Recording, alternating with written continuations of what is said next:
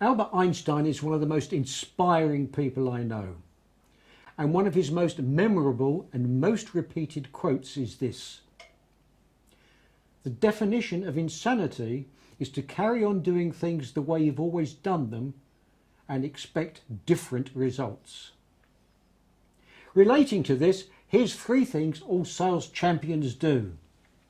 1, they analyse what they're doing and stop doing stuff that doesn't work.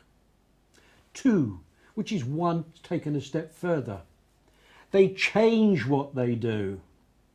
And 3, they change what they think.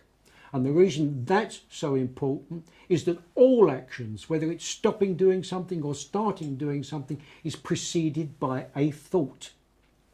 So if you want to improve your sales results, think about these questions. What do you have to stop doing?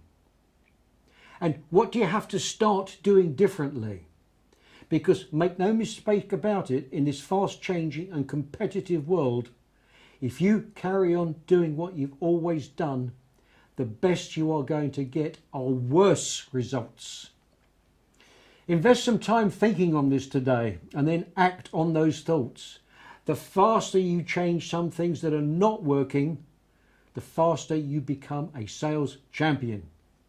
Okay?